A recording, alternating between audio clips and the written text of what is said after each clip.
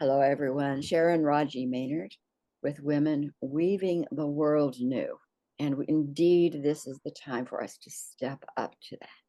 So I'm so glad to have in conversation with me my dear, dear friend, Deborah Levine. And I'm going to let her tell you a little bit about herself because I think that's more important and valuable than anything I would say other than I adore her. So, Deborah, tell my peoples here, my team, tribe, a little bit about you. Oh, thank you, Sharon. It's a pleasure to talk with you. Um, just to introduce myself a bit, uh, I was somebody who was an island girl once upon a time, brought up on the shores of the island of Bermuda, like my mother, by the way. But we were basically, okay, Ukrainian, Latvian Jewish immigrants. I didn't know that, but even though I was the only Jewish little girl on the entire island, being different seemed like the norm. And it has been that way for all of my life. So when we came to New York, right, I was able to process being different. Uh, I even got bullied and beaten up because I was very, very British in those days. Quite. But it didn't go well on the playground. But I got used to that. And I have a tolerance for being different and for being even attacked for it. Right? And so I have gone on to explore, be curious about all kinds of worlds. And it has made my life an amazing journey. I have many different academic credentials. I have served my Jewish community in many different ways. I have on purpose, right, gone to look at the neo-Nazi movement in this country after the bombing in Oklahoma City. And that's when my daddy told me about what he had done as a military intelligence officer during World War II. I have all his letters. I have created books around it. I've created a documentary because at heart, like my mommy, I'm a teacher. And I want to share what I've learned. And more recently, as we have seen a very definite change in this country and across the world with a incredible embrace of hatred and violence, that I've needed more than ever to share what I've known, what I've seen, and the energy levels that are coming to me to do that have surprised me. Somehow I am being pushed into that role more and more and embracing it, which I'm beginning to do. I think that's an important word, embracing, because when it was first indicated that maybe you're an energy person. I was angry and I really might cut that off. And so I wasn't excited. We often think that when we have a spiritual gift shown to us that we get excited, but I think as women, our tendency from our past survival needs is to hide and to reject. And so embracing, this is the time to embrace. To embrace. And I agree. For so many years, I tried to fit in.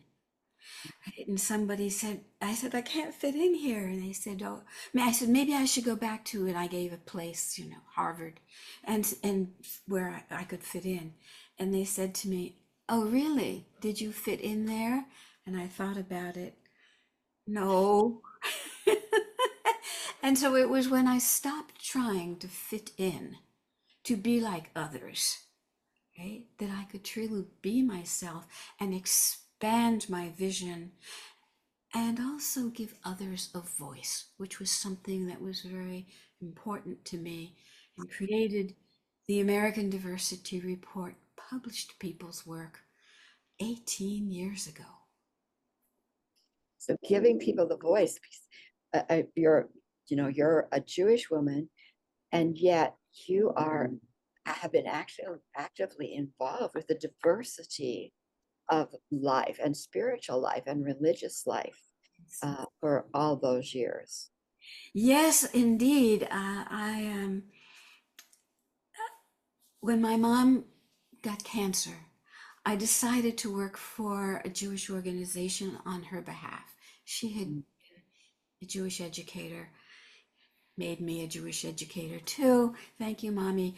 And I took the role. I went to the American Jewish Committee in Chicago, and I applied actually to be a political consultant. Mm. But they said, no, how about you be our interreligious affairs director? And I said, what? Why me? And they said, well, you grew up as the only Jewish little girl, so you know a lot about other faiths, and you went to Harvard Divinity School as part of your classwork. And nobody in the office wants to touch this with a 10-foot pole. I said, okay, I need a job. Uh, it was what we call in Yiddish, beschert, fate. And I was off and running on a whole lifetime of working with different belief systems, of dealing with people who had a different view of the divinity, of their role in the world. It was wonderful. It still is. It's, I think that this is the time when we really have to like put our actions where our mouth has been so for so long. We've in a community of what we might call awake women, aware women and men. We've talked of unity, we're all one. We've talked of peace, and yet I don't know that we've yet learned how to speak with one another um, across the aisle, even for sure, and it doesn't serve that goal of living together with multiple ways of thinking and believing if we don't know how to work across the aisle and embrace diversity. I really am intrigued, and I want to point out what you had just mentioned to me before we started the conversation recorded, that you've written books, but you have some videos that you've created, I want to make our people aware of those videos as kind of a closure, as a beginning to get to know not just you and your information, but a way maybe to walk in the world in the next little while with our families and children. So talk to us about those little videos. well, 25 years ago, right? People came to me and said, you have stories to tell. And in my usual way, I say, who, me? Yes, you do. And so I started to write these stories, and I named them Bunny Bear Adventures in Diversity Land, because my dad called all of us women Bunny. And so Bunny Bear Adventures were a variety of stories. And a friend who worked for the local newspaper arranged for me to go to a radio show, a radio broadcast station, and record them, which I did for a CD. But knowing how technology changes over the years, you must keep up with the change, right?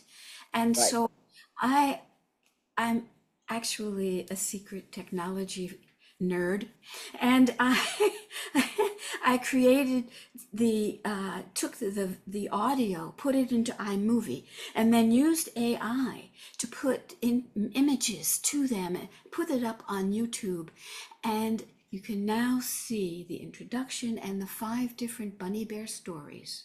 If you go to my website, AmericanDiversityReport.com, and you look up Bunny Bear, and you will see a link to not only the stories, but I used AI to create a coloring book that Uh, goes with it and a teaching guide case you want to use it to share with your kids at home or if you're a teacher in the classroom. And you will see stories about dealing with people who are different, about making a difference, about being kind. Stories that I tell in this soft voice that I understand kids watch without even moving. They are just transfixed. So you will be too. I love it. And this is where we go next, to share, share, and share, and up the ante, up the ante, step up. Thank you so much for your time and for what you're doing, Deborah. We'll be checking in more often. And okay, listeners, check out AmericanDiversityReport.com. Lots on there. But those videos are going to be amazing. Bunny Bear Adventures. I love it. Thank you.